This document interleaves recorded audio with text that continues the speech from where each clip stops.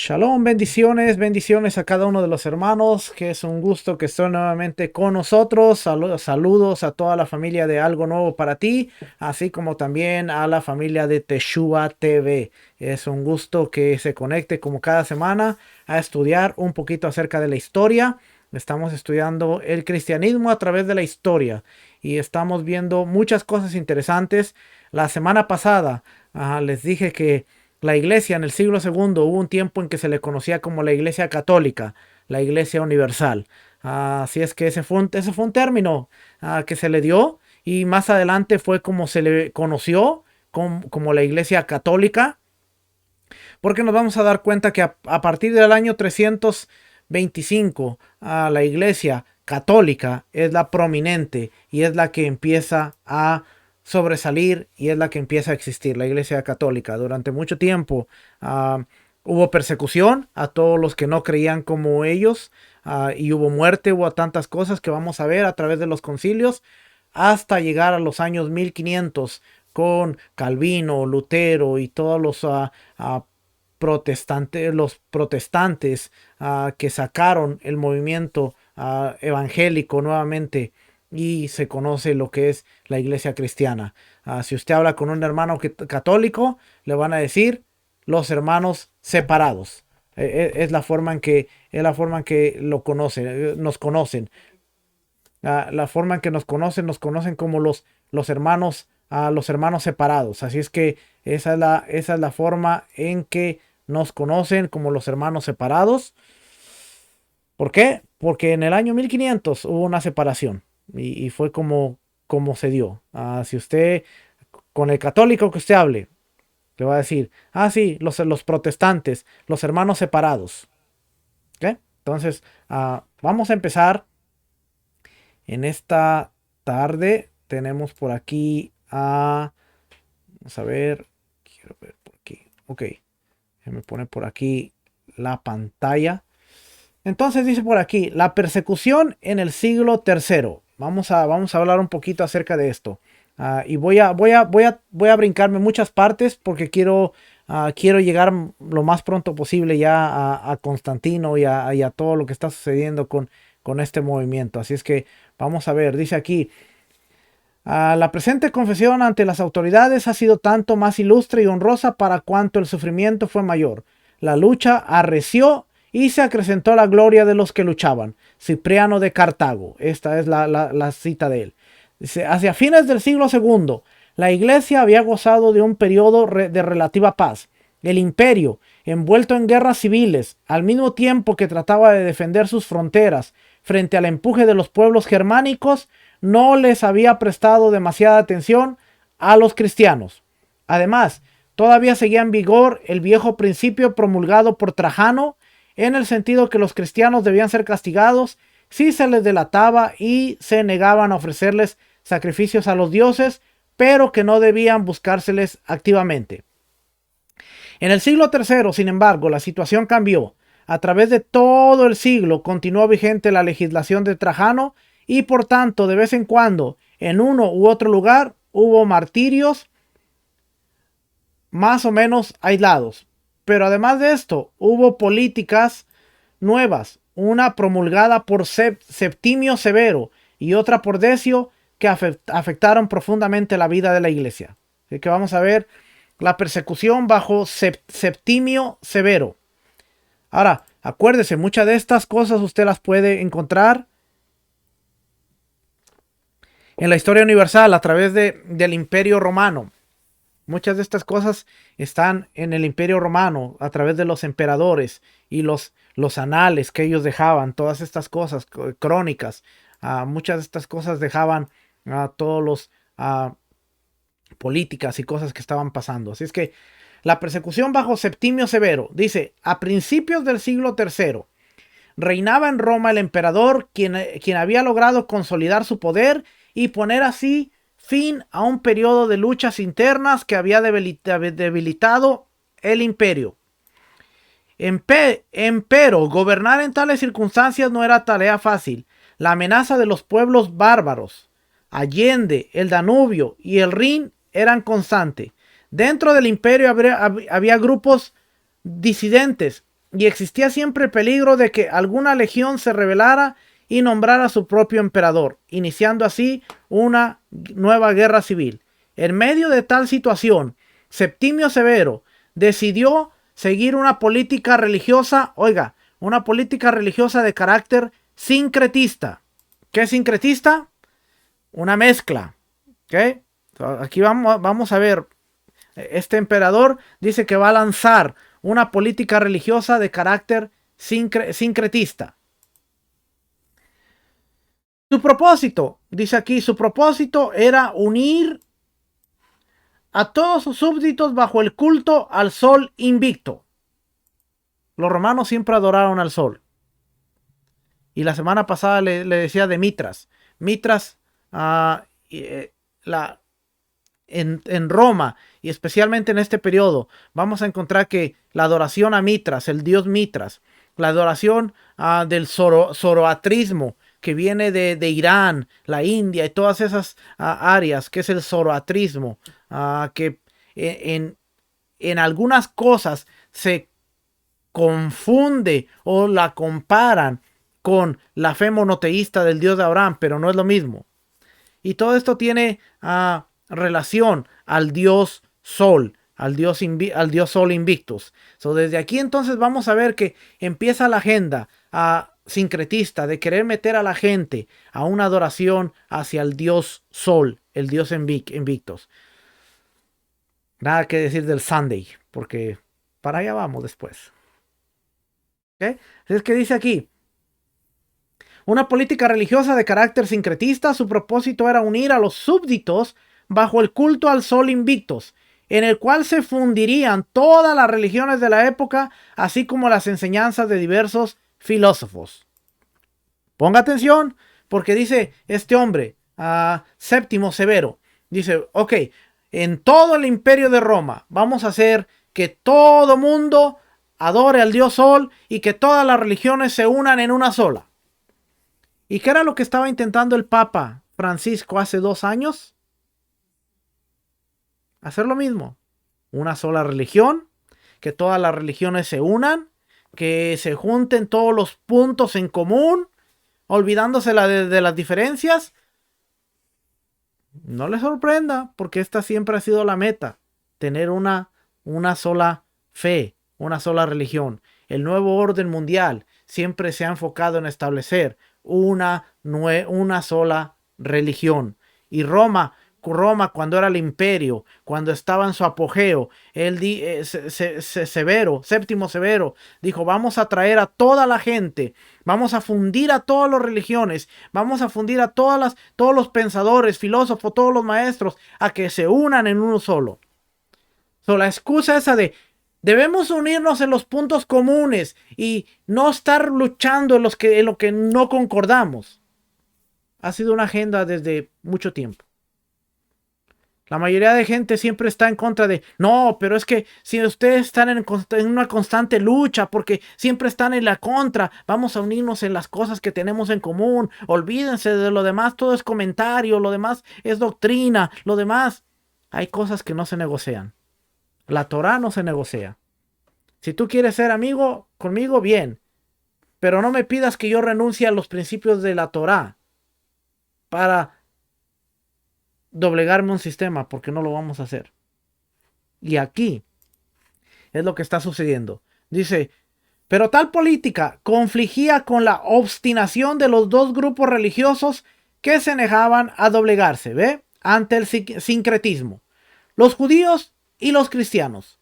Por ello, Septimio Severo se propuso a detener el avance de estas dos religiones y con ese propósito prohibió, bajo pena de muerte, toda conversión al judaísmo o al cristianismo. Cualquier persona que se le miraba ser judía o convertirse al cristianismo estaba automáticamente decretada a muerte. Al mismo tiempo, la antigua legislación seguía vigente, de modo que a los cristianos que fueran acusados y que se negaran a ofrecerles sacrificios a los dioses, se les condenaría también. El resultado de todo esto fue un recrudecimiento de la persecución al estilo del siglo anterior y a la vez una persecución más intensa dirigida contra los nuevos creyentes y sus maestros. Por lo tanto, en el año 202, fecha del edicto de Séptimo Severo, marca un nuevo hito en la historia de las persecuciones. Según una tradición, fue en ese año que Ireneo sufrió el martirio. También hemos señalado anteriormente que el padre de Orígenes, Leonidas, se contaba entre un grupo de mártires alejandrinos de la misma fecha, puesto que el peligro era mayor para los maestros del cristianismo y puesto que Clemente llevaba unos 20 años enseñando en Alejandría y se había hecho famoso, Clemente tuvo que huir y refugiarse en la región de Capadocia, donde era menos conocido. Ve, empieza la persecución nuevamente. Después aquí nos está hablando de varias cosas, de la heroína perpetua, felicidad, una mujer que estaba embarazada, que no la vamos a leer, pero es lo mismo, la persecución. Así es que quiero brincarme hasta la parte, aquí se nos dice cómo una vaca, la pusieron frente a una vaca, un toro, la embistió, le sacó parte de sus intestinos y muchas cosas ahí que...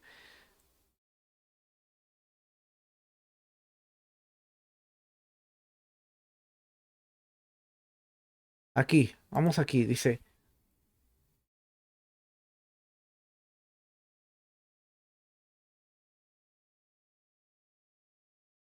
aquí, donde dice, el emperador Caracalla, que sucedió a Septimio Severo en el año 211, trató de ganarse el apoyo de la población, extendió la ciudadanía romana a todos sus súbditos libres, los que no eran esclavos, como parte de su política de consagrarse, congraciarse con el pueblo, revivió la persecución, pero solo por breve tiempo y mayormente en el norte de África.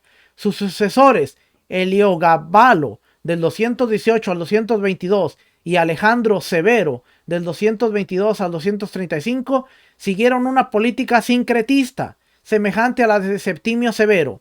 Pero, a diferencia de este último, no trataron de obligar a los judíos y cristianos a seguir ese sincretismo. Se cuenta que Alejandro Severo tenía en su altar imágenes de Cristo.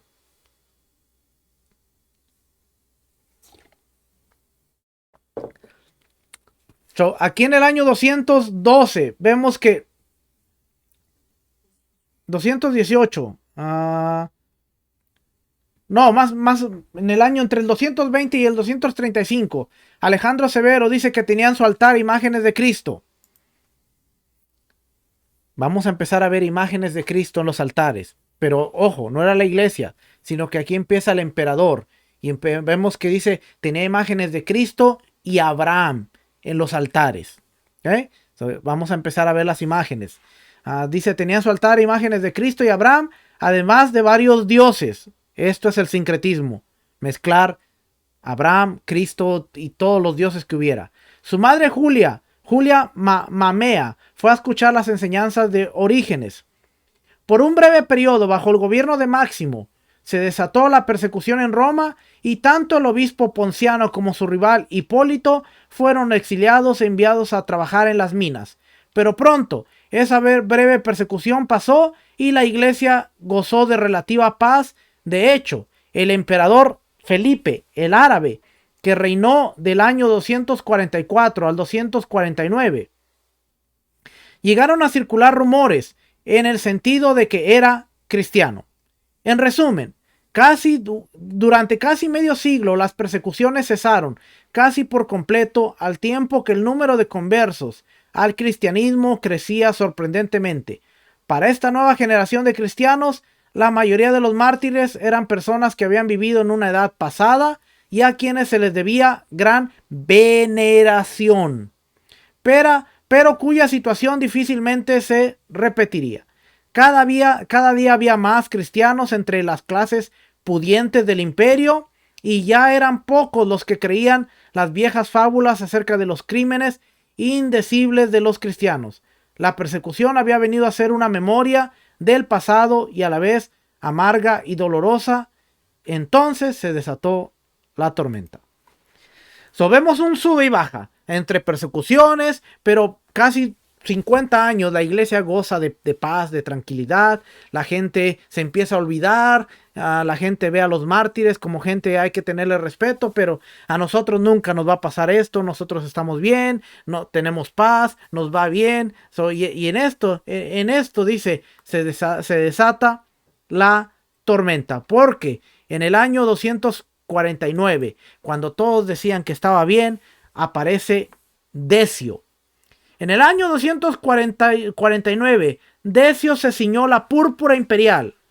Fue el emperador. Aun cuando los historiadores cristianos, oiga, dato curioso, ahorita que dije púrpura, ¿no se le hace extraño a usted que siempre a Yeshua o al Cristo resucitado siempre se le presenta con una toga y un listón color púrpura? Era la forma en que se presentaban los emperadores romanos en la Roma. ¿Ok? Cuando usted ve el listón púrpura en la cruz del Calvario,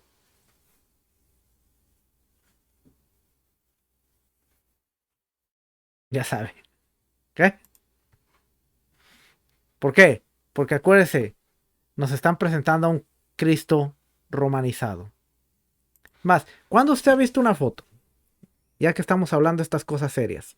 ¿Cuándo usted ha visto una foto de un Yeshua con una túnica y con unos tzitzis? De hecho, la serie de Chosen, el escogido, la serie que presentan, que se está presentando, creo que es una de las muy pocas que yo he visto. Si usted ha visto a Yeshua trae sus tzitzis colgando. No sé si usted lo ha visto. Véala, de Chosen. Y usted se va a dar cuenta que presentan al maestro, presentan a Yeshua, al Mesías, trae sus tzitzis colgando, junto con algunos de sus discípulos, no todos, pero presentan a Yeshua con sus tzitzis. ¿Por qué? Porque era la forma de presentar al Mesías judío. El Mesías griego no tiene una túnica, tiene una toga, como los emperadores, y tiene su listón. ¿Por qué cree que Jesús tiene su listón rojo? ¿Ha visto las fotos de un listón rojo? Vea la foto del Sagrado Corazón de Jesús. Dato curioso. Vamos a seguir. En el año 249, Decio se ciñó la púrpura imperial. Aun cuando los historiadores cristianos le han caracterizado como un personaje cruel, Decio era sencillamente un romano de corte antiguo y un hombre dispuesto a restaurar la vieja gloria de Roma. Por diversas razones, esta gloria parecía estar perdiendo su lustre. Los bárbaros, allende las fronteras, se mostraban cada vez más inquietos y más atrevidos en sus incursiones dentro de los dominios del imperio. La economía del imperio se encontraba en crisis y las viejas tradiciones cada vez en mayor desuso. Para un romano tradicional, resulta claro que una de las razones por las que todo esto sucedía era que el pueblo había abandonado el culto de sus dioses.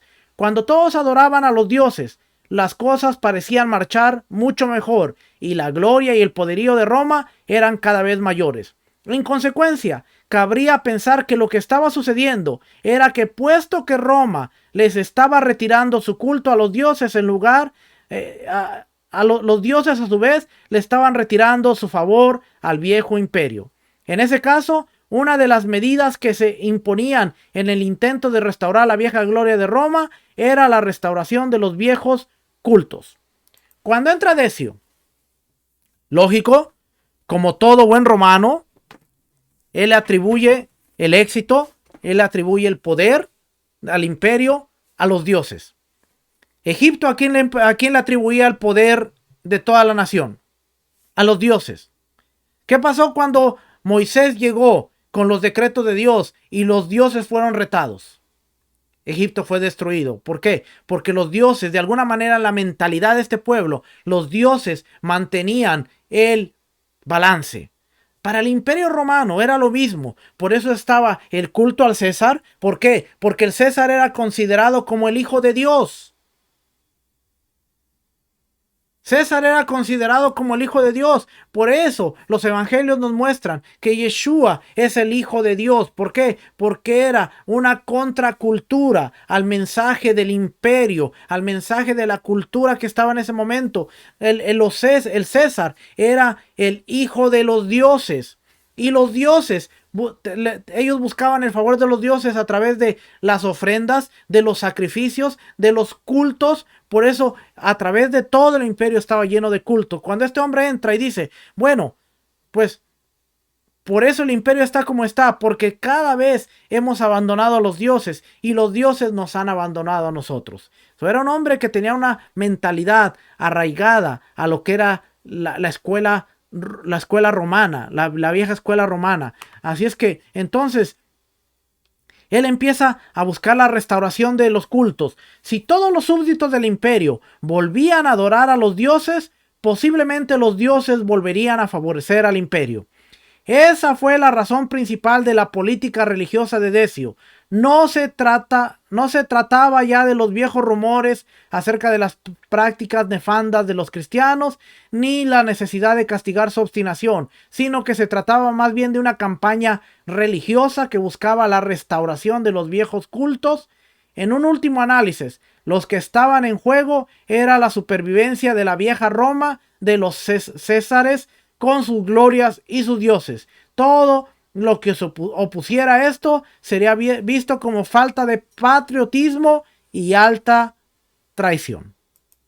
Eso ya no tenía que ver con que las fábulas y los cuentos que se habían inventado contra los cristianos. No se trataba de la necedad de los cristianos, sino se trataba ahora del patriotismo. Se trataba de la tradición de Roma, y todo lo que se opusiera sería visto como falta de patriotismo y sería visto como alta traición. Así es que, dada la razón de la política de Decio, la persecución que este emperador desató tuvo características muy distintas de las anteriores. El propósito del emperador no era crear mártires, sino apóstatas. Casi 50 años antes, Tertuliano había dicho que la sangre de los mártires era semilla, pues mientras más se le derramaba, más cristianos había. Las muertes ejemplares de los mártires de los primeros años no podían sino conmover a quienes las presenciaban y por tanto a la larga favorecían la diseminación del cristianismo. Si por otra parte se lograba que algún cristiano ante las amenazas de muerte o el dolor de la tortura renunciase de su fe, ello constituiría una victoria en la política imperial de restaurar el paganismo. Aunque el edicto de Decio, que inició la persecución, no se ha conservado, resulta claro que lo que Decio ordenó no fue que se destruyera a los cristianos, sino que era necesario volver al culto de los viejos dioses. Por mandato imperial, todos tenían que sacrificar ante los dioses y quemar incienso a la estatua del emperador. Quienes así lo hicieran obtendrían un certificado como prueba de ello. Y quienes carecieran de tal certificado serían tratados como criminales que habían desobedecido el mandato imperial. No es nada nuevo, hermano. No es nada nuevo que ahora digan, el que se puso la vacuna tiene una tarjetita que va a tener ciertos privilegios. El que no tenga la tarjetita, pues a ver cómo se las arregla después. Porque aún hasta en la política religiosa de Roma decían, el que sacrifica a los ídolos y el que traiga incienso al César, culto imperial, culto al César, va a tener ciertos privilegios, se le va a dar un certificado. Y el que no tenga el certificado será tratado como criminal y que han desobedecido el mandato imperial.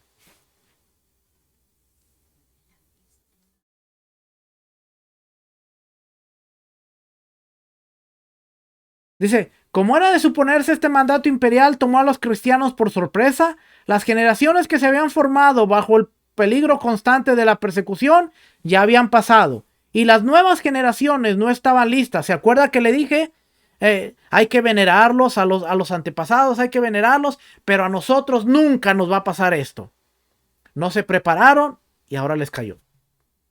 Uno de los peligros, esto no tiene nada que ver con la clase, pero es un consejo.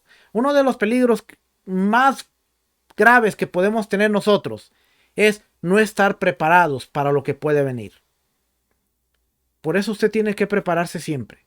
Usted siempre tiene que tener agua, comida, siempre tiene que tener cosas preparadas, porque usted no sabe qué va a pasar el día de mañana. Nosotros no podemos vivir con la esperanza de, no, a nosotros no nos va a pasar nada. Claro que el peligro es latente. Claro que por supuesto que creemos en Dios, que Dios nos puede sacar, que Dios nos puede dar de todo, que Dios puede ser soberano, pero siempre tenemos que estar preparados.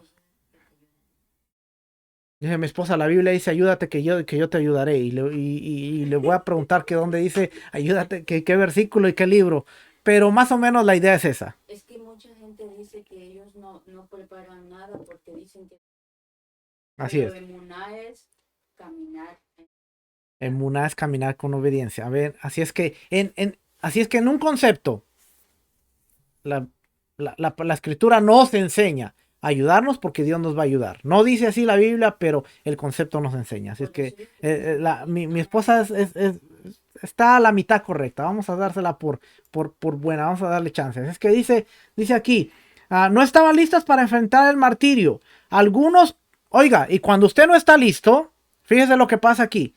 Algunos corrieron a obedecer el edicto imperial tan pronto como supieron de él. Otros permanecieron firmes por algún tiempo, pero cuando fueron llevados ante los tribunales, ofrecieron sacrificio ante los dioses. Otros, quizás más astutos, se valieron de artimañas y del poder del oro para obtener certificados falsos sin haber sacrificado nada. Otros, en fin, permanecieron firmes y se dispusieron a afrontar las torturas más crueles que sus verdugos pudieran imponerles. Y aquí le voy a tirar una bomba. Todo el mundo está esperando un rapto y todo el mundo está esperando irnos al cielo. Y que se aguanten los que se quedan porque van a sufrir la persecución.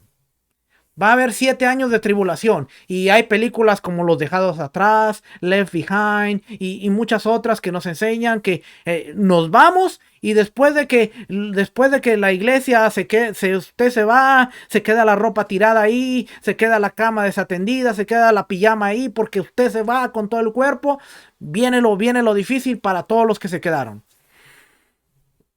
Noticias, le tengo malas noticias. Nosotros vamos a pasar ese proceso. No hay rapto, hermanito. Usted no se va a ir en el rapto. Y si usted es de los que está esperando un rapto, muy probablemente va a ser de muchos de los que van a correr cuando venga lo bueno, a doblegarse ante un sistema, porque no están preparados.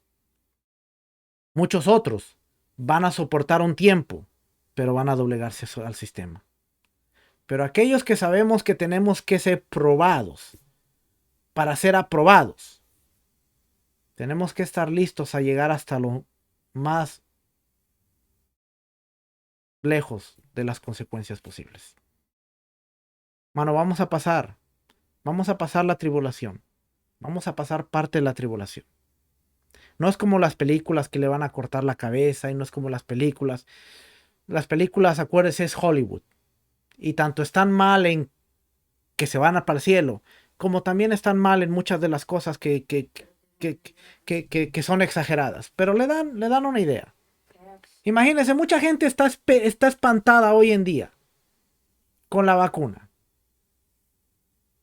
Y porque hay muchas cosas que no se pueden hacer si usted de repente no se pone la vacuna. Y ahorita es hipotético. Hay una hipótesis de que eso pueda suceder. No hay nada escrito de que va a ser así. Y ya están pensando. Pero si no me pongo la vacuna, no puedo comprar, no puedo vender, no voy a poder hacer esto, no voy a poder hacer lo otro. Que es hipotético, es una tesis. Puede suceder a como no puede suceder. Y muchos ya están diciendo, no, mejor me la voy a poner para evitar todas estas cosas. ¿Y qué estamos viendo aquí? Cuando viene la persecución y hay una iglesia que no estaba preparada. ¿Por qué no? ¿Por qué no estaba preparada? Porque estaba durmiendo en sus laureles. Todo está bien. Antes nos perseguían, pero ahora estamos bien, estamos en paz. Nada de lo que pasó va a volver a pasar. Nos vamos a ir en un rapto y vamos a estar en el cielo con el arpita ahí diciendo aleluya, aleluya, aleluya, hasta que los malos son consumidos en la tierra y entonces podemos regresar. Y dice, fíjese lo que dice ahí. Se lo voy a subrayar. Ya sabe que a mí me gusta subrayar.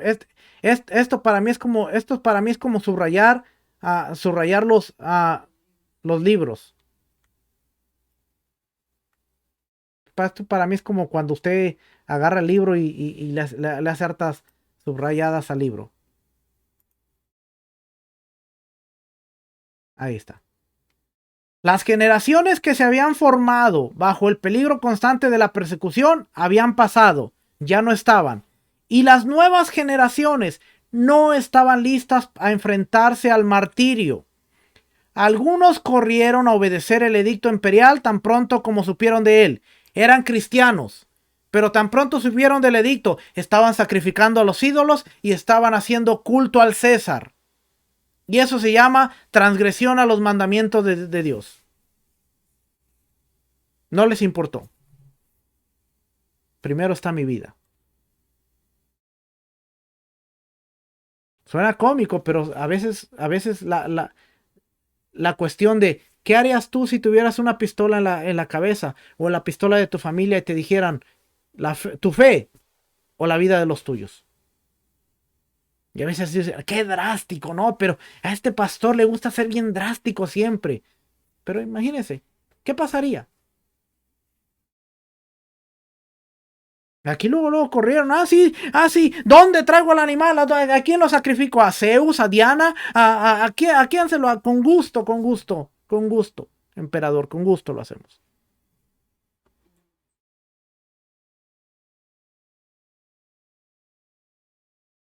Otros permanecieron firmes por algún tiempo, pero cuando fueron llevados ante los tribunales, ahí ofrecieron sacrificio ante los dioses. Cuando ya vieron la cosa bien en serio, entonces, no, estábamos jugando, tráiganle el animal, lo sacrificamos. Dice, otros quizá más astutos se valieron de artimañas y del poder del oro para obtener certificados falsos sin haber sacrificado nada. Otros, en fin, permanecieron firmes y se dispusieron a afrontar las torturas más crueles que sus verdugos pudieran imponerles. Puesto que el propósito de Decio era obligar a las gentes a sacrificar. Fíjese, ¿por qué? Porque de alguna manera esta gente sabía que cuando usted sacrificara a un ídolo, usted estaba rompiendo y estaba haciendo transgresión a los mandamientos de Dios. Tan fácil así. Estaba haciendo transgresión. Así que él no los obligaba a convertirse, él no los obligaba, pero él constantemente tenían que traer un sacrificio. Fueron relativamente pocos. Oiga lo que nos dice aquí. Fueron relativamente pocos los que murieron durante esta persecución. Lo que se hacía era más bien detener a los cristianos y mediante una combinación de promesas, amenazas y torturas hacía hacer todo lo posible para obligarles a abjurar de su fe. Fue bajo tales circunstancias que Orígenes sufrió las torturas que hemos mencionado en el capítulo anterior y que a la postre causaron su muerte. Y en el caso de Orígenes se repitieron centenares de veces en todas partes del imperio. Ya no se trataba de una persecución esporádica y local, sino más bien de una sistemática y universal, como lo muestra el hecho de que se han conservado certificados comprobando sacrificios ofrecidos en los lugares más recónditos del imperio. ¿Ve? Hay historia en donde dice, este es un certificado de un sacrificio que se ofreció en los lugares más escondidos del imperio. Aún se conservan esos certificados. Todo esto dio origen a una nueva dignidad en la iglesia, la de los confesores. Hasta entonces, quienes eran llevados ante los tribunales y permanecían firmes en su fe, terminaban su vida en el martirio. Los que sacrificaban ante los dioses eran apóstatas, pero ahora, con la nueva situación creada por el edicto de Decio, apareció un grupo de aquellos que permanecían firmes en la fe, pero cuya firmeza no llevaba a la corona del martirio. A estas personas que habían confesado la fe en medio de las torturas, se les dio el título de confesores. La persecución de Decio no duró mucho. En el año 251, Galo sucedió a Decio y la persecución disminuyó. 6 años más tarde, bajo Valeriano, antiguo compañero de Decio, hubo una nueva persecución, pero cuando el año 260 los persas hicieron prisionero a Valeriano, la iglesia gozó de una nueva paz que duró más de 40 años. Ojo que dice, bajo este decreto, bajo este edicto, dice, no murieron muchos cristianos. ¿Qué le da a entender eso? Que entonces la fe de los que eran cristianos no era tan grande porque no muchos murieron. O muchos ofrecieron sacrificio, o muchos llegaron a los tribunales y renunciaron a su fe, pero no muchos murieron. Así de fuerte estaba la fe. Y estamos hablando 260 años después de la muerte del Mesías. Y estamos hablando de unas personas que negaban a su fe. Ahora,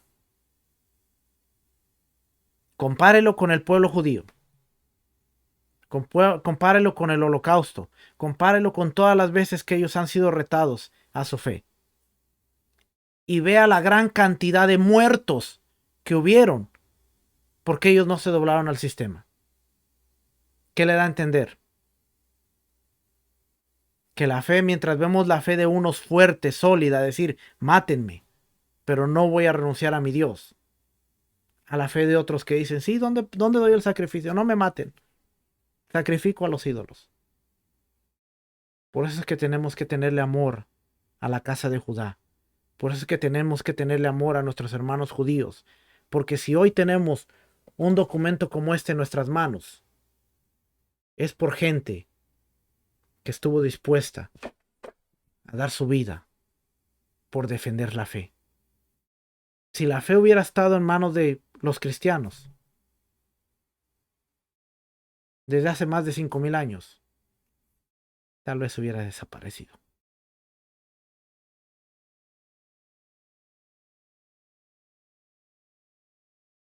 Es que dice, a pesar de su breve duración, la persecución de Decio fue una dura prueba para la iglesia. Esto se debió no solo al hecho mismo de la persecución, sino también a las nuevas cuestiones a que los cristianos tuvieron que enfrentarse después de la persecución. En una palabra, el problema que la iglesia confrontó era la cuestión de qué hacer con los caídos, con los que de un modo u otro habían sucumbido a los embates de la persecución. El problema se agravaba por varias razones. Una de ellas es que no todos habían caído de igual modo o en igual grado.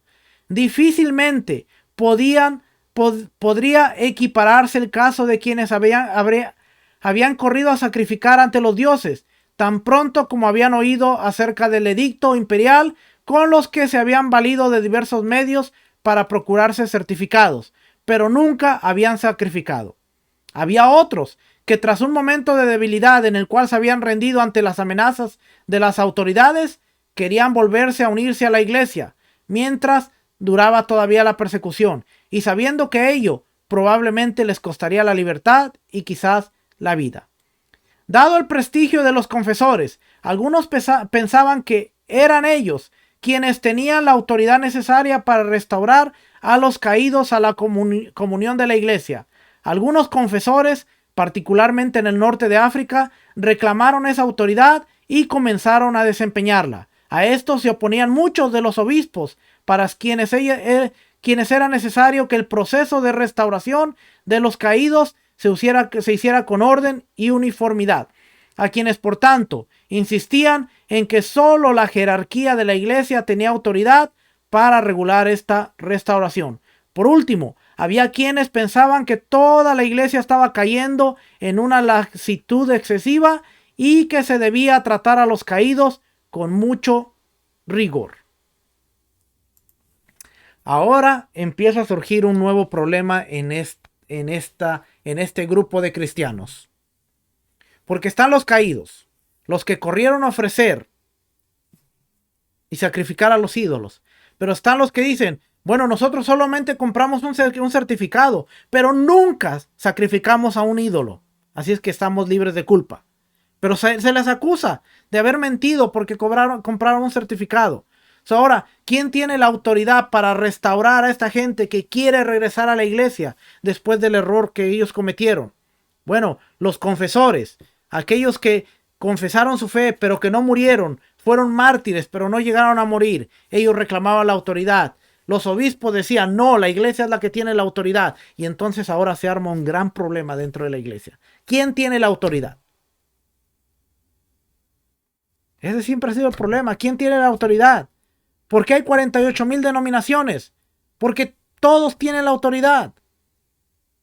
Porque nadie quiere someterse a nadie. Porque aún dentro de las raíces hebreas hay infinidad de grupos. Porque nadie quiere someterse a nadie. Porque mi grupo es el único que piensa igual y si aquellos piensan diferente, entonces ellos están mal. Siempre ha sido el problema de la humanidad. ¿Cuál fue el problema de Hasatán? ¿Cuál fue el problema del ángel caído? Seré como el Todopoderoso. Yo también me sentaré en el reino. Yo también me sentaré en el trono. Yo seré igual. Ego. ¿Por qué yo me voy a sentar a escuchar de una persona? Si yo sé más, si yo puedo más, si yo... Por eso es que el problema está como está alrededor de todo el mundo, hermano. Porque si algo nos hace falta es tener la humildad de decir, yo necesito aprender. No importa cuánto sepa, yo necesito aprender. Yo necesito sentarme a aprender. A mí me pasó, ¿sabe? A mí me pasó que en una de las iglesias que estaba, no le voy a decir cuál, pero una de las iglesias que estaba, mientras yo estaba dando un curso de capacitación para líderes, hubieron unos líderes que dijeron, ¿yo por qué voy a estudiar ahí? Yo tengo que estudiar con el pastor en el nivel más alto, yo no tengo por qué estudiar aquí. Y estábamos en una capacitación en la cual todos teníamos que pasar desde abajo, para líderes, desde abajo hasta arriba. Yo pasé esa capacitación. Yo me senté a estudiar discipulado nivel 1, 2, 3, 4. Y yo estudié en un instituto bíblico en donde yo podía decir, yo todo eso lo sé. ¿Y yo qué hice? Me senté a estudiar nivel 1, nivel 2, nivel 3, nivel 4. Como nuevecito. Me senté a estudiar todos los discipulados hasta avanzar al nivel en el que ya ahora fuera maestro. Pero mucha gente decía, no, yo voy a ser maestro porque yo ya lo sé. ¿Cuál fue tu capacitación? No, yo ya no la necesito. Bueno. ¿Y qué estamos viendo en la iglesia? Eso mismo. No, seamos humildes. Seamos humildes. Usted me ve enseñando aquí. Usted me ve enseñando 3, 4 veces a la semana. Pero yo estudio lunes, estudio martes, estudio miércoles, estudio jueves con maestros. El lunes tengo clase. El martes tengo clase. El miércoles en la mañana tengo clase. El jueves tengo repaso. El sábado estoy estudiando la parashá. El sábado en la tarde estoy estudiando la yeshiva. El domingo estoy repasando y estoy haciendo mis exámenes. Porque no solo soy maestro, soy un estudiante. El día que yo deje de estudiar, ese día, mire, ese día yo me voy a sentir con la vergüenza en la cara para no pararme frente a una cámara. No puedo dar lo que yo no recibo. Vamos a regresar al tema. No se me enoje. La cuestión de los caídos. Ahora vamos a ver cómo lidiamos con esta batalla. La cuestión de los caídos. Cipriano y Novaciano. En el debate que surgió en torno a esta cuestión, dos personajes se distinguen por encima de los demás: Cipriano de Cartago y Novaciano de Roma. Cipriano se había convertido cuando tenía unos 40 años de edad y poco tiempo después, poco tiempo después.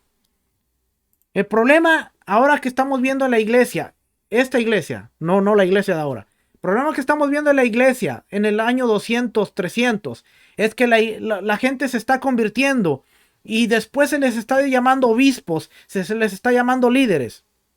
El judaísmo, estudian desde niños. A la edad de 12 años, un niño se convierte a un adulto y tiene que tener la destreza de manejar las escrituras. Un judío no es un neófito. Para la edad, cuando llega a 20 años, este hombre se sabe las escrituras al revés al derecho. Tiene un conocimiento increíble en las escrituras. La iglesia, hoy llega el miembro, pasa por un discipulado de 3 meses, por un estudio básico de 2 meses, y al medio año ya son líderes y ya están enseñando a los demás. ¿Qué base, qué fundamento, qué herramientas tiene esta persona para enseñar? Y aquí vemos que dice que Cipriano se convirtió a los 40 años de edad y poco tiempo después había sido electo obispo de Cartago. Su teólogo favorito era Tertuliano, a quien llamaba el maestro. Al igual que Tertuliano, Cipriano era ducho en retórica y sabía exponer sus argumentos de forma aplastante. Sus escritos, muchos de los cuales se conservan hasta el día de hoy, son preciosas joyas de la literatura cristiana del siglo III, uno de los padres. Cipriano había sido hecho obispo muy poco tiempo antes de estallar la persecución, y cuando ésta llegó a Cartago, Cipriano pensó que su deber era huir a un lugar seguro. Se escondió. Se fue en el rapto, se escondió con algunos otros dirigentes de la iglesia y desde ahí seguir pastoreando a su grey mediante una correspondencia nutrida. Como era de suponerse, muchos vieron en esta decisión un acto de cobardía. Claro, pues se escondió. Fue el primero en abandonar el barco. El clero de Roma, por ejemplo, que acababa de perder a su obispo en la persecución, le escribió pidiéndole cuentas de su actitud. Cipriano insistió en que su exilio era la decisión más sabia para el bien de su grey y que era por esa razón que había decidido huir y no por cobardía. De hecho, su valor y convicción quedaron probados pocos años más tarde cuando Cipriano ofreció su vida como mártir, pero por lo pronto su propia autoridad quedaba puesta en duda, pues los confesores que habían sufrido por su fe parecían tener más autoridad que él. Algunos de los confesores deseaban que los caídos que querían volver a la iglesia fueran admitidos inmediatamente, solo a base de su arrepentimiento. Pronto, varios presbíteros que habían tenido otros conflictos con Cipriano se unieron a los confesores y se produjo una cisma que dividió a la iglesia de Cartago y de toda la región circuncidante. Cipriano entonces convocó a un sínodo, es decir, una asamblea de los obispos de la región, que decidió que quienes habían comprado u obtenido certificados sin haber sacrificado podían ser admitidos a la comunión inmediatamente si mostraban arrepentimiento. Los que habían sacrificado no serían admitidos sino en su lecho de muerte o cuando una nueva persecución les diera oportunidad de mostrar la sinceridad de su arrepentimiento. Los que habían sacrificado y no se arrepentían no serían admitidos jamás, ni siquiera en su lecho de muerte. Por último, los miembros del clero que habían sacrificado serían depuestos inmediatamente. Con estas decisiones terminó la controversia, aunque el cisma continuó por algún tiempo. La principal razón por la que Cipriano insistía en la necesidad de regular la admisión de los caídos a la comunión de la iglesia era por su propio concepto de la iglesia. La iglesia es el cuerpo de Cristo que ha de participar de la victoria de su cabeza. Por ello, fuera de la iglesia no hay salvación. Si no vienes a la iglesia no puedes ser salvo. Fuera de la iglesia no hay salvación. Y nadie que no tenga a la iglesia por madre puede tener a Dios por padre. Oiga, ¿Esto nos enseña la Biblia? Claro que no. Pero esto es lo que enseñan los cristianos en este tiempo. Cualquiera que no tenga la iglesia por madre no puede tener a Dios por padre. Y fuera de la iglesia no hay salvación. Sobre estos conceptos después se venden las indulgencias. Porque fuera de la iglesia no hay salvación. En su caso, esto no quería decir que esto no quería decir que hubiera que estar de acuerdo en todo con la jerarquía de la iglesia.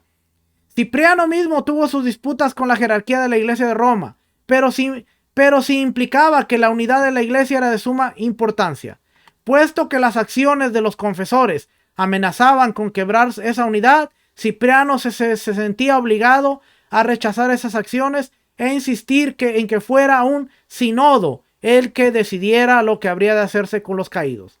Además, no hemos de olvidar que Cipriano era fiel admirador de Tertuliano, cuyas obras estudiaba con asiduidad. El espíritu rigorista de Tertuliano se hacía sentir en Cipriano y en su insistencia en que los caídos no fueran admitidos de nuevo a la comunión de la iglesia con demasiada facilidad. La iglesia debía ser una comunidad de santos y los idólatras y apóstatas no tenían lugar en ella. Muchos más rigoristas que Cipriano era Novaciano, quien en Roma se oponía a la facilidad con que el obispo Cornelio admitía de nuevo a la comunión a los que habían caído. Años antes había habido un conflicto semejante en la ciudad de Roma, cuando Hipólito, a quien veremos en el próximo capítulo, como exponente del culto cristiano, rompió con el obispo Calixto, porque éste estaba dispuesto a perdonar a los que habían fornicado y regresaban arrepentidos. En aquella ocasión, el resultado fue un cisma, de modo que llegó a haber 2 obispos rivales en Roma. También ahora en el caso de Novaciano se produjo otro cisma, pues Novaciano insistía en que la iglesia debía ser pura y las acciones de Cornelio al admitir que los caídos la mancillaban. El cisma de Hipólito no había durado mucho, pero el de Novaciano perduraría por varias generaciones. La importancia de todo esto se muestra en la cuestión de la restauración de los caídos, que la restauración de los caídos fue una de las preocupaciones principales de la iglesia occidental, es decir, de la iglesia en la parte del imperio que hablaba el latín desde fecha muy temprana. ¿Ok? Vamos a seguir leyendo porque aquí es donde está lo importante. Me iba a brincar. Desde fecha muy temprana. Dice la cuestión. Aquí está lo que le estaba diciendo. Me lo iba a saltar por no haberlo subrayado hace ratito. Ok. Dice que hablaba latín desde fecha muy temprana. La cuestión de qué debía hacerse con los que pecaban después de su bautismo dividió a la iglesia occidental en repetidas ocasiones. De esa preocupación surgió todo el sistema penitencial, las penitencias de la iglesia, y a la larga la reforma protestante fue en su esencia una protesta contra este sistema. Todo esto, empero, pertenece a otros lugares en la historia. Todo esto que estamos viendo ahorita, qué hacer con los caídos y todo esto, es la penitencia, las indulgencias, y ya después dice aquí la reforma protestante con Martín Lutero, con Calvino, es lo que viene a salir. Pero desde aquí lo estamos viendo, desde el año 264, con qué pasó después de los que sacrificaron, qué pasó de los pues, es más, había conflictos. ¿Por qué estás aceptando a los que fornicaron? ¿Y acaso la Biblia no dice que Dios los perdona? Pero esta gente decía, no es así. La iglesia debe ser pura. Estamos viendo cómo la iglesia se está, no solo en su mentalidad, y no solo en alejarse de las costumbres judías, sino ahora su mentalidad está cambiando muy diferente. Vamos a hablar un poquito acerca de la vida cristiana. Dice, 1 Corintios 1, 26 y 27, dice, no sois muchos sabios según la carne, no muchos poderosos, no muchos nobles, antes lo flaco del mundo o lo vil del mundo, escogió Dios para avergonzar a lo fuerte. Esta es otra versión. No sé qué versión es, pero suena un poquito distinto. Ya, un poquito distinto. La Reina Valera dice diferente. No sé qué versión es esta. Dice, hasta aquí hemos venido narrando la historia del cristianismo, prestando especial atención a los conflictos entre la Iglesia y el Estado, así como a la labor teológica de los más distinguidos pensadores de la Iglesia. Este método, sin embargo, presenta una dificultad, puesto que la mayoría de los documentos que se han conservado tratan acerca de la obra y el pensamiento de los jefes de la Iglesia. Corremos el riesgo de olvidarnos de la Iglesia y el testimonio del común de los cristianos. Por tanto, conviene que nos detengamos a consignar algo de lo poco que sabemos acerca de las masas cristianas, así como del culto y de la vida cristiana cotidiana. Dice más arriba, la página 94, hemos citado las palabras del pagano Celso, acusando a los cristianos de ser gentes ignorantes, cuya propaganda tenía lugar no en las escuelas ni en los foros, sino en las cocinas, los talleres, en las tabalterías, aunque la obra de cristianos como Justino, Clemente y Orígenes parece darle un mentiz a las palabras de Celso, el hecho es que, en términos generales, Celso decía verdad. Los sabios entre los cristianos eran la excepción más bien que la regla, y en su obra, Celso, Orígenes, se descuida de no desmentir a su contrincante en ese punto. Desde el punto de vista de paganos cultos, tales como Tácito, Cornelio, Frontón y Marco Aurelio, los cristianos eran gentuza despreciable, sin educación ni cultura. En esto no se equivocaban los paganos, pues todo parece indicar que la mayoría de los cristianos de los primeros siglos pertenecía a las clases más bajas de la sociedad, según el testimonio de los evangelios. A Jesús, Yeshua, pasó la mayor parte de su ministerio entre pescadores, prostitutas e inválidos. El apóstol Pablo, que parece haber pertenecido a una clase social algo más elevada, dice sin embargo que la mayoría de los cristianos en Corintio eran gentes ignorantes, carentes de poder y linaje oscuro. Lo mismo es cierto a través de los 3 primeros siglos de la vida de la iglesia, aunque sabemos que algunos cristianos de alta clase, tales como Domitilia y Fabio Clemente en Roma y Perpetua en Cartago. Por cada uno de estos personajes parece haber habido centenares de cristianos de baja posición social. En su mayoría los cristianos eran esclavos, carpinteros, albañiles o herreros. ¿Sabe qué aprendí yo? A través de las castas, porque Roma tenía castas. Y lo más bajo de la sociedad de Roma eran los esclavos. Porque no tenían libertad. No tenían derecho a comprar tierra. No tenían derecho a herencia. No tenían derecho a muchas cosas. Eran esclavos. Por tanto, cuando Pablo viene y da un mensaje de libertad, da un mensaje, da el evangelión, el evangelio de las buenas nuevas, donde dice ya no eres esclavo, eres libre. Mucha de esta gente aceptó el mensaje. Así es que cuando vemos en la mayoría de las cartas de Pablo, en los evangelios, nos vamos a dar cuenta que la mayoría que está aceptando el mensaje son gente que está en lo más bajo de la sociedad. Y por tanto los pensadores, los filósofos griegos, romanos, los ven como la gentuza, la gente sin educación. Y en su mayoría, dice, en su mayoría los cristianos eran esclavos, carpinteros, albañiles y herreros. En este medio se produjeron numerosos escritos y leyendas cuyo todo es muy distintivo del de las obras de Justino y los demás eruditos cristianos. Espérame tantito. Ok. Se trata de una muchedumbre de evangelios, apócrifos y de hechos de diversos apóstoles y de la Virgen, en los que se narran historias casi pueriles de milagros, cuyo único propósito parece ser cautivar y deleitar la imaginación. estos libros apócrifos no han de confundirse con los que produjeron los herejes para prestar apoyo a sus doctrinas. Aunque en algunos de ellos se hallan doctrinas heterodoxas, su propósito es más bien alimentar la fantasía de los crédulos. Así, por ejemplo, uno de estos evangelios, el niño Jesús se entretiene quebrando los cántaros que sus compañeros de juego traen al pozo, y luego cuando ellos lloran por haber perdido sus cántaros y porque sus padres les castigarán, Jesús les ordena a las aguas que devuelvan los cántaros, los cuales son devueltos enteros. Son fábulas que se escribieron para alimentar la curiosidad.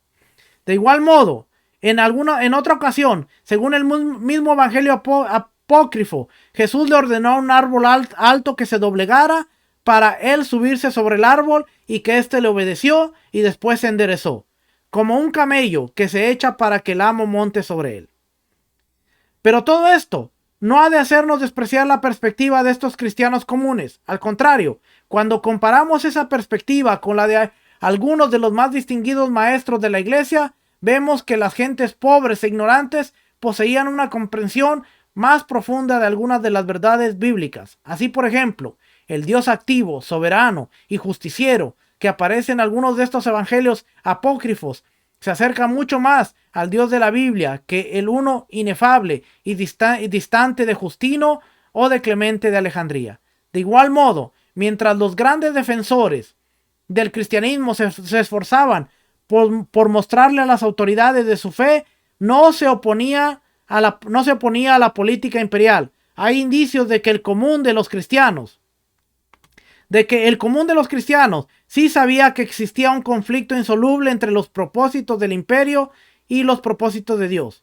Cuando a uno de estos cristianos se le llevaba ante las autoridades imperiales, las confronta negándose a reconocer la autoridad del emperador y refiriéndose a Cristo como mi Señor, el emperador de reyes y de todas las naciones. Ellos sabían. Por último, mientras algunos de los maestros cristianos tendían a espiritualizar excesivamente la esperanza cristiana, en la fe de estas gentes comunes persistía todavía la visión de un reino de justicia que suplantaría al presente orden, de una nueva Jerusalén, donde Dios enjuagaría el llanto de los que ahora sufrían. ¿Qué quiere decir? Que esta gente que no tenía estudios, que esta gente que era de lo más bajo, tenía un concepto más puro de ver las escrituras que los pensadores y los maestros, aún los maestros, los padres de la iglesia. Ellos tenían un concepto aún más puro de lo que era el Dios verdadero, más asimilado al Tanakh, a las antiguas escrituras, que de lo que hablaban muchos de estas gentes. Dice, en la próxima sección de esta historia, al tratar acerca del impacto de la conversión de Constantino, veremos que cuando la iglesia se volvió poderosa, muchos de estos elementos fueron quedando relegados. Ya viene Constantino. Lo que sabemos del culto cristiano nos da una idea del modo en que los cristianos de los primeros siglos percibían y experimentaban su fe. En efecto, cuando estudiamos el modo en que la iglesia antigua adoraba, nos percatamos del impacto que su fe de haber tenido para las masas desposeídas que constituían la mayoría de los fieles. De sus mismos inicios, la iglesia cristiana acostumbraba a reunirse el primer día de la semana para repartir el pan. Acuérdese, el primer día de la semana no es domingo, sino, o más bien, sí es domingo, pero empieza sábado en la tarde, a la caída del sol. Y no necesariamente un servicio el domingo a las 11 de la mañana o a la 1 de la tarde. ¿Okay? La razón por la que el culto tenía lugar el primer día de la semana eran que ese día se conmemoraba la resurrección del Señor. Dice aquí. Lógico, y obviamente luego fue puesto de esta manera. Pero al principio por Pedro, Juan, Jacobo, los primeros discípulos, no era así. Luego, el propósito principal del culto no era llamar a los fieles a la penitencia, ni hacerles sentir el peso de sus pecados, sino celebrar la resurrección del Señor y las promesas que esa resurrección de que esa resurrección era el sello. Es por eso que el libro de los Hechos describe aquellos cultos diciendo, partiendo el pan en las casas, comían juntos con alegría y sencillez de corazón. Hechos 2:46. La atención en aquellos servicios de comunión no se centraba tanto en los acontecimientos del Viernes Santo como en los del Domingo de Resurrección. Una nueva realidad había amanecido y los cristianos se reunían para celebrarla y para hacerse partícipes de ella. Acuérdense, hasta este punto, ahora han dejado Pesaj y ahora están celebrando Pascua, que es el Domingo de Resurrección. Por eso a este punto lo estoy leyendo de esta manera, porque ahora ellos están celebrando la muerte, la resurrección del Señor, que ahora es Pascua, que es lo que se celebra ahora, y no Pesaj. Ya se olvidaron de Pesaj, ahora están celebrando Pascua, Domingo de Resurrección. Por eso dice, una nueva realidad había amanecido y los cristianos se reunían para celebrarla y para hacerse partícipes de ellas. A partir de entonces, y a través de casi toda la historia de la iglesia, la comunión ha sido el centro del culto cristiano. ¿Cuál era el centro del culto en todo lo que conocemos como el Antiguo Testamento o como el Tanakh? ¿No era la comunión? Si no era la ofrenda que se traía al Señor. ¿Por qué? Porque a través de la ofrenda uno venía a presentarse delante de Dios. El culto de Israel está centrado en Dios. El culto de la iglesia está centrado en la comunión. Por eso ahora en este tiempo de COVID que no hubo comunión, a muchos se les empezó a enfriar la fe y se les empezó a enfriar el espíritu de compañerismo, porque el culto cristiano está centrado en el compañerismo. Por eso usted ve que en la mayoría de las iglesias es muy poco lo que se busca de Dios. Pero sí, vamos a celebrar un baby shower, vamos a celebrar un cumpleaños, vamos a celebrar la celebración esta, vamos a reunirnos para comer, para el pan, para el café, vamos a reunirnos para orar, llegan 20. Vamos a reunirnos para el cumpleaños, llegan 60. Vamos a reunirnos para el estudio, llegan 5. Vamos a reunirnos para comer unas carnitas, llegan 80. Porque el compañerismo, más compañerismo, es que este es el centro de compañerismo. Así es como lo veían desde el principio. La comunión ha sido el centro del culto cristiano. En solo en fecha relativa reciente que algunas iglesias protestantes han establecido la práctica de reunirse para adorar los domingos sin celebrar la comunión.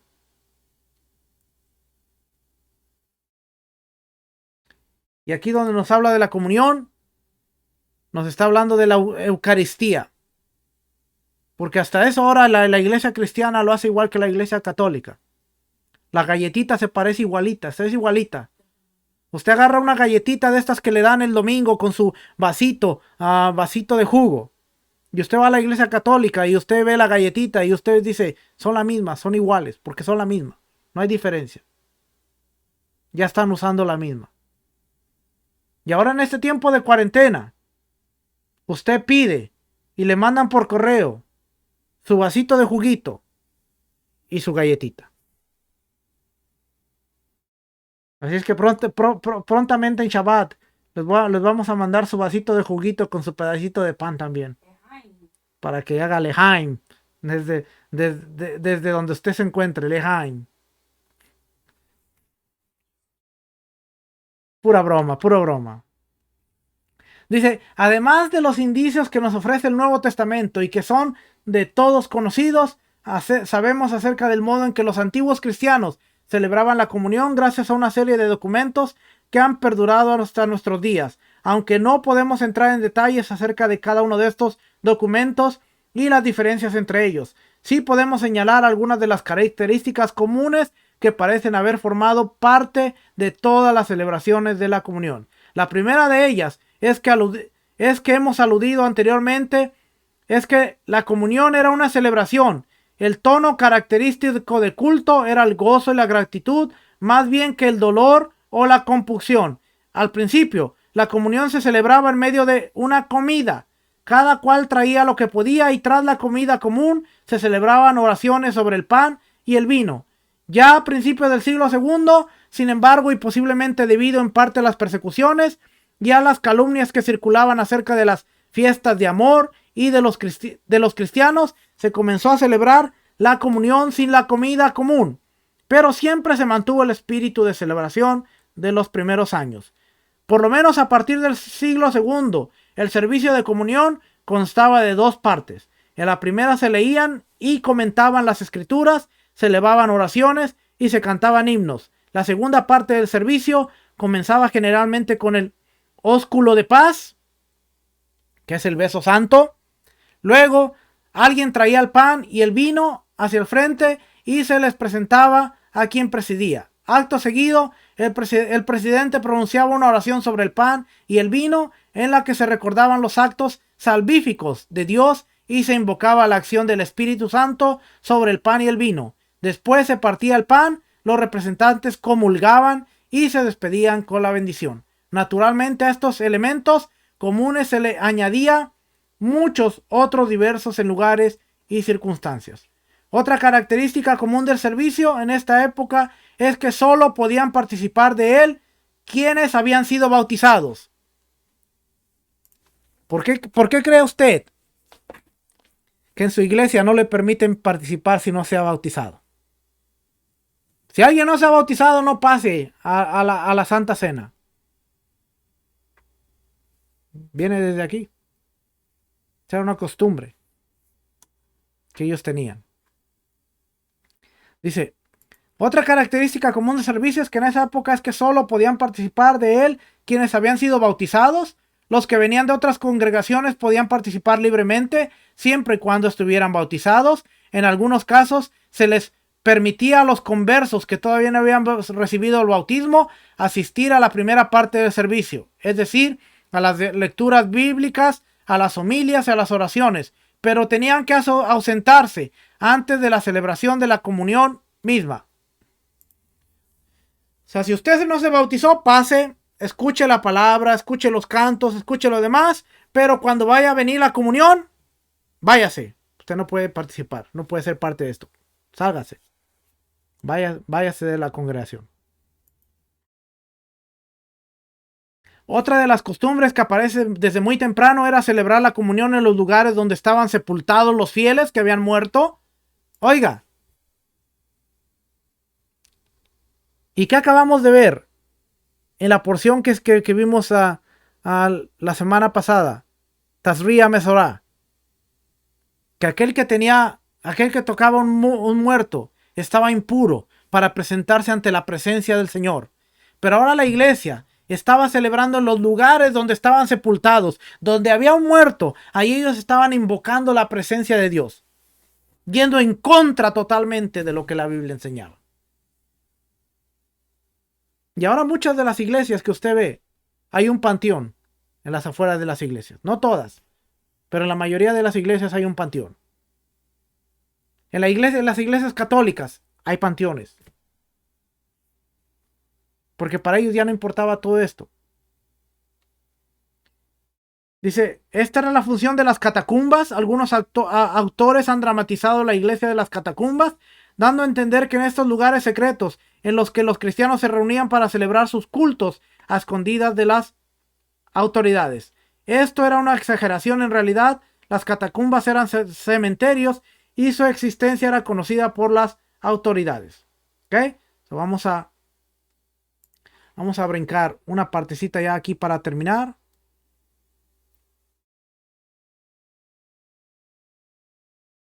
Solo los que se bautizaban podían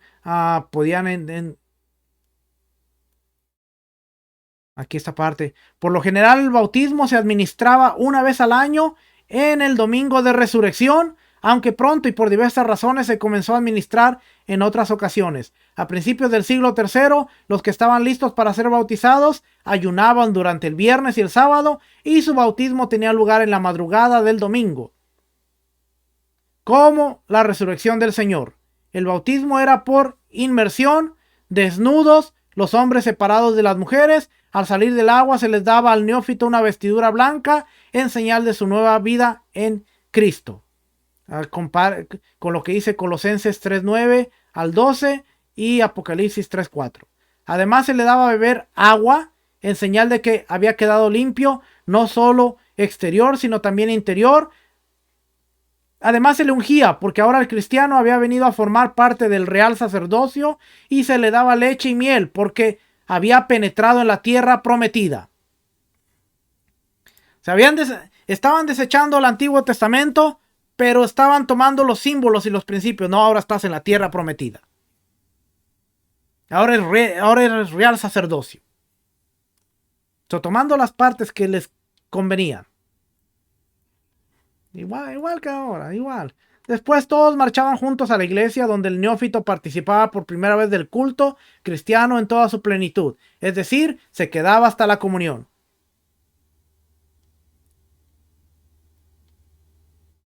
Aunque por lo general el bautismo era por inmersión, en los lugares en que escaseaba el agua se le permitía practicarlo vertiendo agua sobre la cabeza 3 veces, en el nombre del Padre, del Hijo y del Espíritu Santo. En cuanto a si la iglesia primitiva bautizaba niños o no, los eruditos no han logrado ponerse de acuerdo. En el siglo III hay indicios claros de que los hijos de los padres cristianos eran bautizados de niños, porque ya después vamos a entrar a lo que es el bautismo, y ahí se establece que de acuerdo al pecado original, porque el judío no cree que el hombre venga con pecado original, pero el cristiano sí, y el católico también. ¿Y qué hay que hacer? Sacarle el pingo al niño a través del bautismo. Sacarle el pecado original a través del bautismo. Y ya en el siglo III ya vemos que hay bautismos de niños. Dice, pero todos los documentos anteriores nos dejan dudas acerca de esta cuestión tan debatida en los siglos posteriores. Claro. No hay indicios hasta el año III. Déjeme terminar con esta parte porque después ya viene.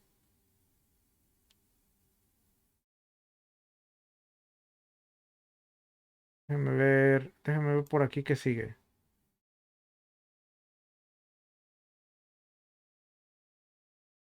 Ya, aquí la parte 2 dice el impacto de Constantino. Así que déjeme terminar con esta parte ya para la próxima semana.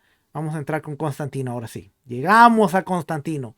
Pero hasta aquí usted está viendo los problemas que tiene la iglesia. Constantino no fue el causante. Ya de aquí la iglesia ya se separó. Se ha separado casi totalmente de sus raíces. Constantino lo único que viene a hacer es hacer oficial lo que ya había pasado. Lo que por años ya había pasado. ¿Okay? Así que mucha gente dice, no, Constantino, no, la iglesia se deshizo desde mucho antes. Constantino solo vino a darle el golpe final. La organización de la iglesia dice, no cabe duda que a fines del siglo II existía en la iglesia una jerarquía con 3 niveles, obispos, presbíteros y diáconos. Algunos historiadores, sobre todo los católicos, han pretendido que esta jerarquía tripartita se remonta a los orígenes mismos de la iglesia, pero lo cierto es que los documentos no permiten hacer tal afirmación. O sea, no hay datos históricos que digan que desde el principio era así. ¿Cuándo sucedió? En el transcurso de que la iglesia empieza a separarse. Ya después hay obispos, presbíteros y diáconos. Y de ahí podemos ver cómo algunas de las cartas de Pablo tienen términos como presbíteros, diáconos, obispos. ¿Pablo les escribió de esa manera? Lo más probable es que no. Pero después, al las cartas estar dirigidas y al tener ya una agenda, pues aparecen términos como diáconos, obispos, pero yo no creo que Pablo escribiera en términos de al obispo, al diácono, porque la iglesia primitiva no tenía este sistema. Y usted dirá, entonces usted me está diciendo que la escritura ha sido manipulada. Todas las traducciones han sido manipuladas. No hay una traducción 100% certera.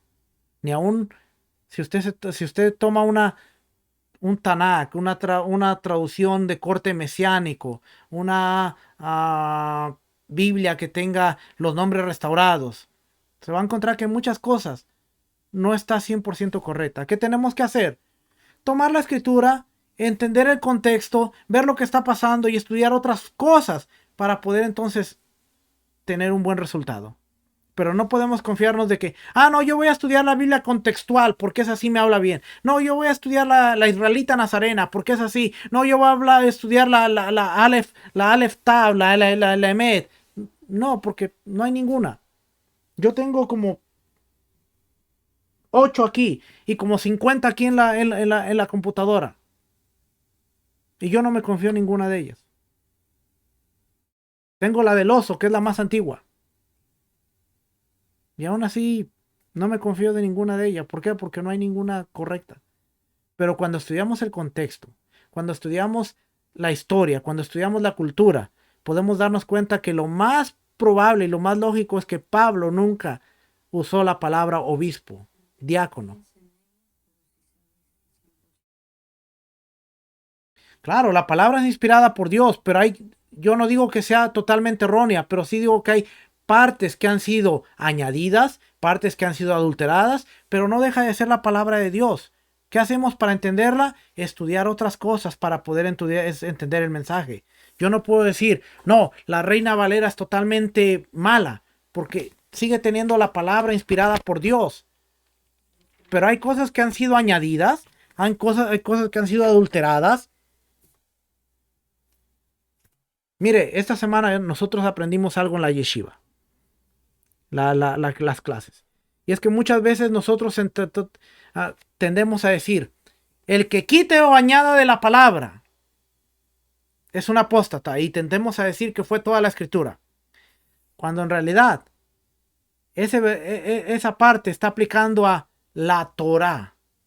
El que le quite o lo añade a las instrucciones, a la Torah que yo le he dado, su nombre será quitado del libro de la vida. Así que a través de la historia, la gente o le ha quitado o le ha puesto de acuerdo a las agendas. Y usted la puede ver en cualquier Biblia, cualquier escritura.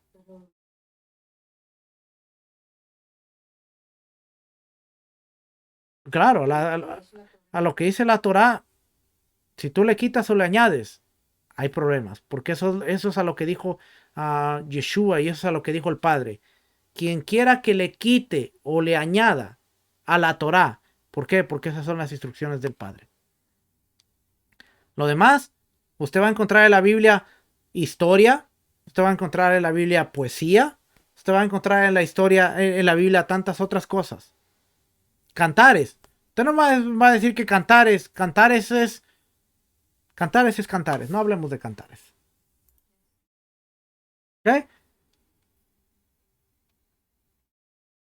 Dice, aunque en el Nuevo Testamento se habla de obispos, presbíteros y diáconos, estos 3 títulos no aparecen juntos, como si cada iglesia tuviera que tener estos 3 oficiales. Al contrario, el cuadro que el Nuevo Testamento nos presenta nos da a entender que la organización de la iglesia primitiva variaba de lugar en lugar. Además, hay fuertes indicios de que por lo menos durante la mayor parte del siglo I, aquí está, mire, ¿ve? Y este es un autor cristiano. Aunque la mayor parte del siglo I los títulos obispo y presbítero eran intercambiables. Y obispo y presbítero no eran otra cosa sino que al principal o al encargado. ¿Sabes lo que? Así que cuando Pablo dice, cualquiera que anhele el obispado, cualquiera que anhele el liderazgo, cualquiera que anhele el ser encargado. No, pero ahora nosotros vemos, no, dice obispo, está hablando de los obispos. No, estaba hablando de un líder en general, líder de una congregación. Ancianos, aquellos hombres que ya se deben ser maestros. No aquellos viejitos, sino aquellos hombres que ya tienen conocimiento. También algunos eruditos piensan que en ciertas iglesias, inclusive en Roma, no hubo al principio un solo obispo, sino varias personas que tenían todas a la vez uno o ambos títulos. Como hemos dicho anteriormente, el énfasis en la autoridad de los obispos y en la sucesión apostólica surgió durante el siglo II. en el año 200, como un modo de responder al reto de las herejías. Mientras la mayor parte de los cristianos venían de un trasfondo judío, el peligro de las herejías fue menor, pero según fue aumentando el número de los gentiles entre los cristianos, fue aumentando también la multiplicidad de doctrinas y se fue haciendo necesaria la centralización de la autoridad. El lugar de las mujeres en la jerarquía eclesiástica ha sido mal interpretado, pues que en el siglo II todos los oficiales de esas jerarquías eran varones. Se ha pensado que lo mismo fue cierto en la iglesia primitiva, pero el Nuevo Testamento nos da a entender otra cosa. Felipe tenía 4 hijas que profetizaban, es decir, que predicaban.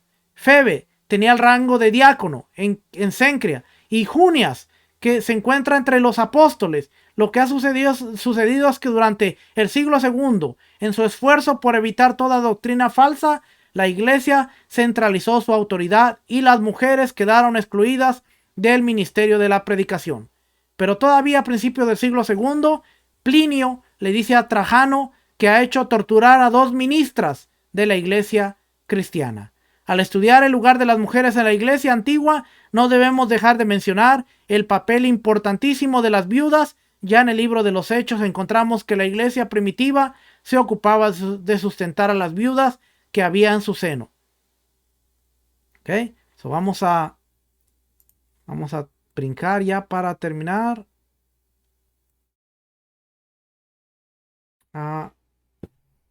Ahí.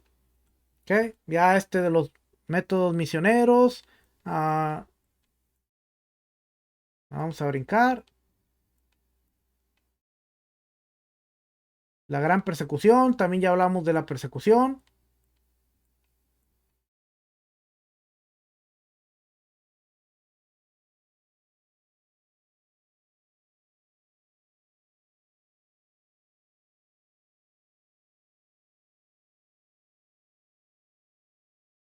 Ok, déjenme leer esto rapidito aquí, dice.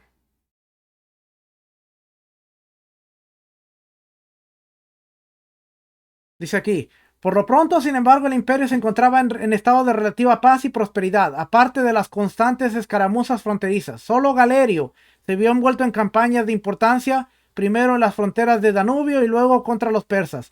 De los 3 emperadores, solo Galerio parece haber sentido una enemistad profunda hacia el cristianismo.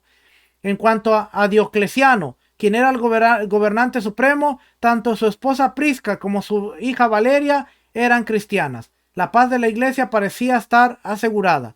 Los conflictos parecen haber comenzado en el ejército. La actitud de los cristianos hacia el servicio militar no era uniforme, pues aunque la mayoría de los autores de la época nos dicen que los cristianos no deben ser soldados, sabemos por otras fuentes que había gran número de cristianos en el ejército. La razón por la que algunos se oponían al servicio militar no era tanto por el pacifismo cristiano como el hecho de que algunas ceremonias militares eran de carácter religioso y por tanto se les hacía muy difícil al soldado cristiano abstenerse de participar en la idolatría.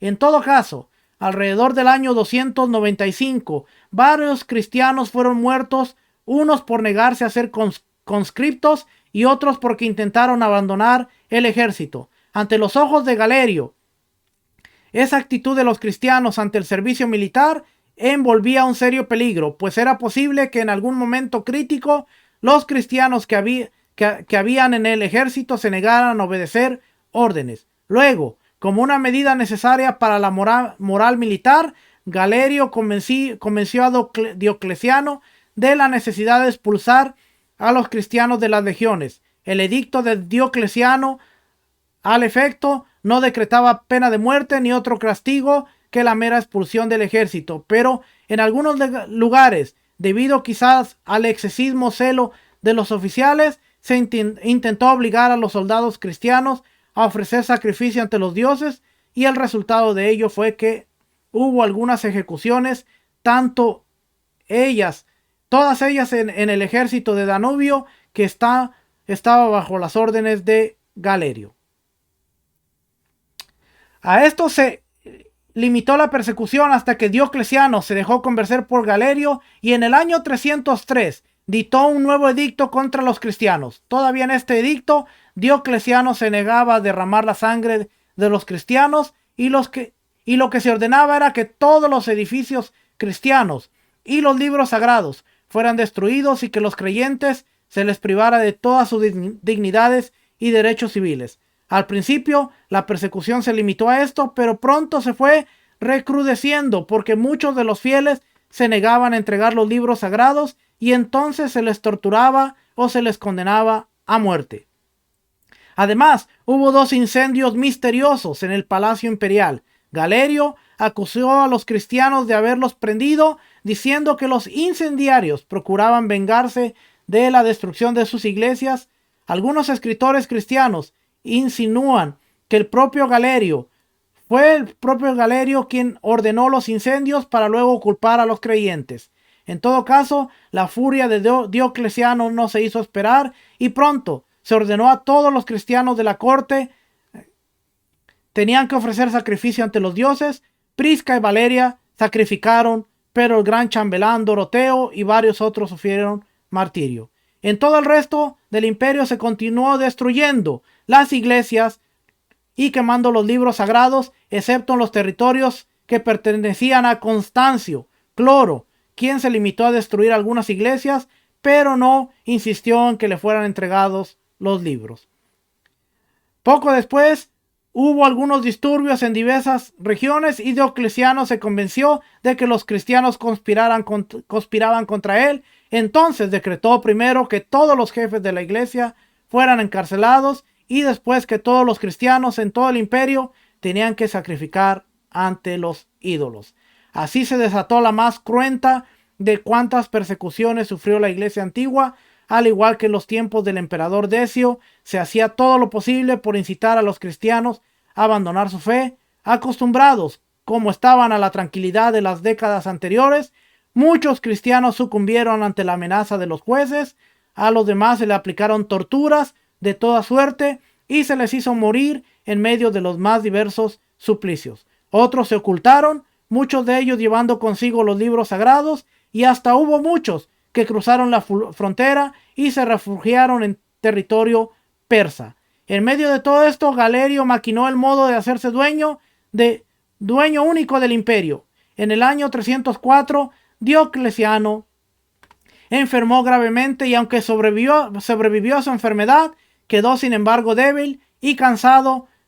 Galerio se apresuró a ir a su lado y primero con dulzura y después con amenazas le obligó a abdicar. Al mismo tiempo, Galerio había reforzado su ejército y convenció a Maximiano de que si no abdicaba, él también invadiría sus territorios y seguiría la guerra civil. Por fin, ambos Augustos abdicaron al mismo tiempo. En el año 305, según se había estipulado anteriormente, Constancio Cloro sucedió a Maximiano y Galerio a Diocleciano en la elección de los 2 nuevos Césares. Sin embargo, Galerio obligó a Diocleciano a nombrar a 2 personajes ineptos que le eran adictos: Severo bajo Constancio Cloro y Maximino Daza bajo Galerio. Esta decisión no gozó del apoyo de los soldados, entre quienes eran muy populares los hijos de Constancio Cloro y de Maximiano, Constantino y Magencio, respectivamente. El resultado de la ambición de Galerio fue el caos. Constantino huyó de la corte de Galerio y se unió a su padre, tras cuya muerte las tropas le proclamaron Augusto. Magencio se adueñó de Roma y Severo se vio obligado a suicidarse. Maximiano salió de su territorio y se unió a su hijo Magencio en una alianza inestable que por fin se disolvió.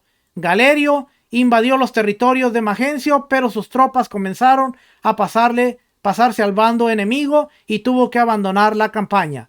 Por fin, no le quedó más remedio a Galerio que acudir a Diocleciano, que en su retiro se había dedicado a cultivar coles. Pero Diocleciano se negó a tomar las nuevas riendas del Estado y se limitó a presidir sobre una serie de negociaciones cuyo resultado fue nombrar a un nuevo Augusto para el occidente. occidente. Licinio oficialmente entonces había de nuevo 2 Augustos, Galerio y Licinio, y bajo ellos 2 hijos de Augustos, Constantino y Maximino.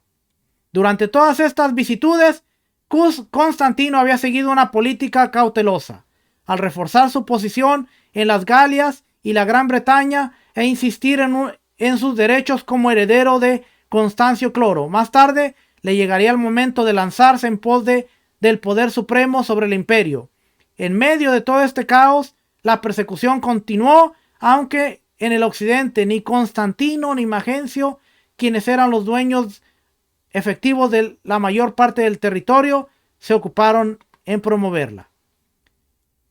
Después nos sigue hablando de aquí a la persecución y ya vimos que entra Constantino a escena.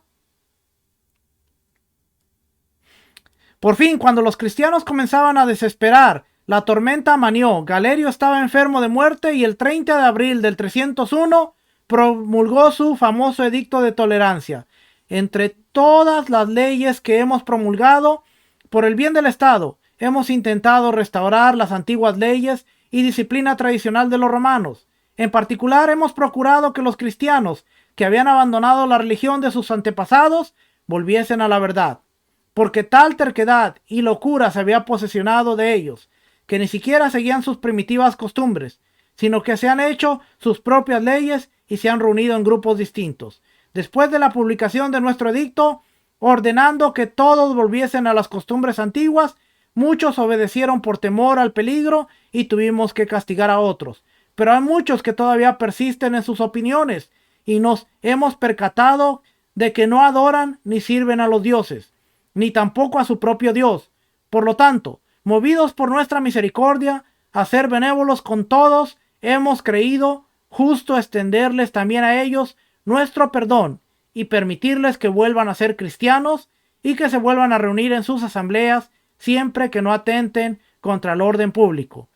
En otro edicto daremos instrucciones acerca de esto a nuestros magistrados. A cambio de esta tolerancia nuestra, los cristianos tendrán la obligación de rogarle a su Dios por nuestro bienestar, por el bien del público y por ellos mismos, a fin de que la república goce de prosperidad y ellos puedan vivir tranquilos.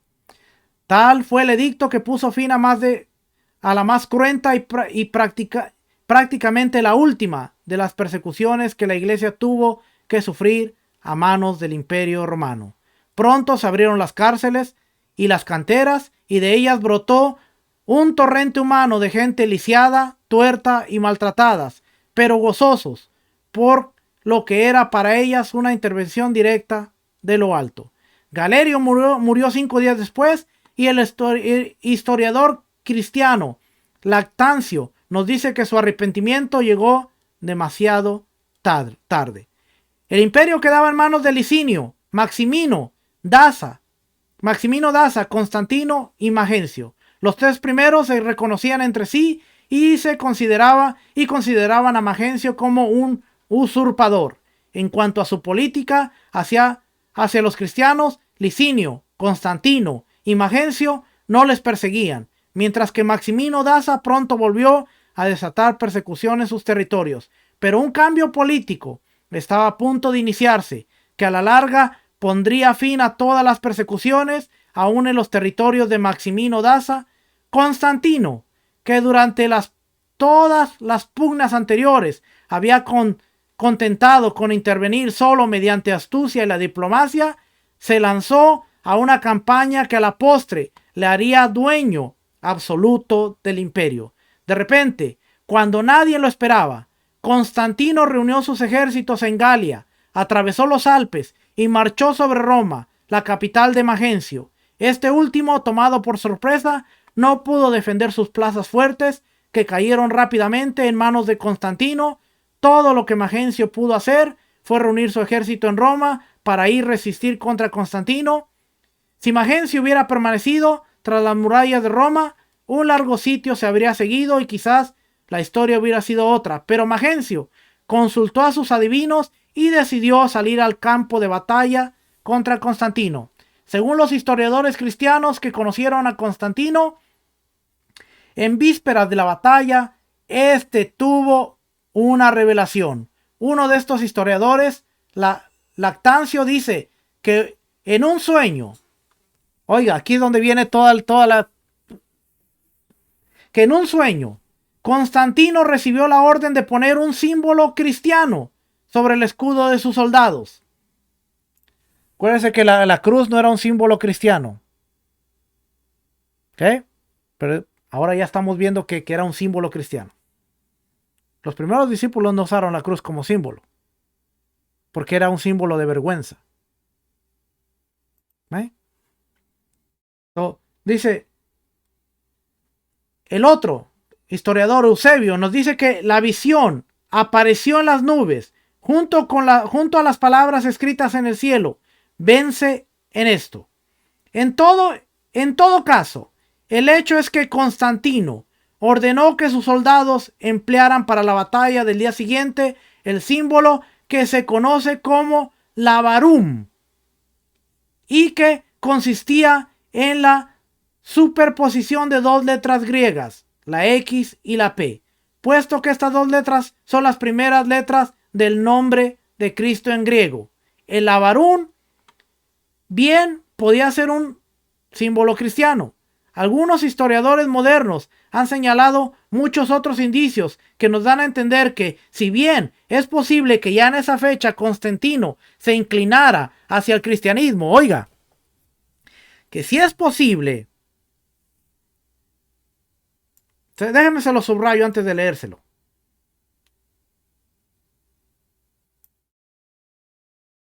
Dice aquí, a ver cuándo aparece. Ahí. Dice, algunos historiadores modernos han señalado muchos otros indicios que nos dan a entender que, si bien es posible que ya en esa fecha Constantino se inclinara hacia el cristianismo, todavía seguía adorando al sol invicto, a Mitras. Tenía cierta inclinación hacia el cristianismo, pero él era un adorador del sol invicto, Mitras. Entonces, ¿qué tan fidedigna es la visión de Dios mostrándosele en el cielo con el símbolo de una cruz, que también era parte del mitraísmo, y diciéndole, con esto vencerás? ¿Era cristiano?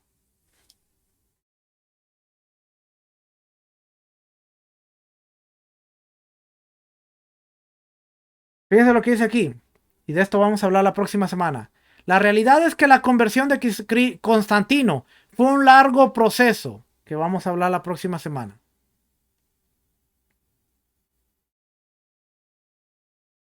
El Lavarum de Constantino podía interpretarse como un monograma que consistía en la superposición de la P y la X, las dos primeras letras del nombre de Cristo en griego, Kripistos.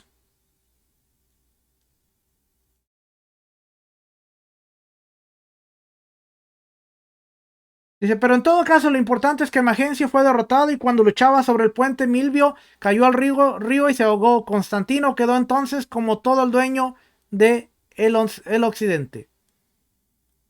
Y después,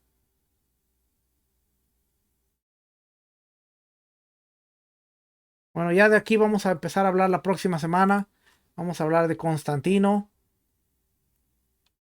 Y vamos a hablar, fíjense aquí lo que dice este capítulo. El impacto de Constantino.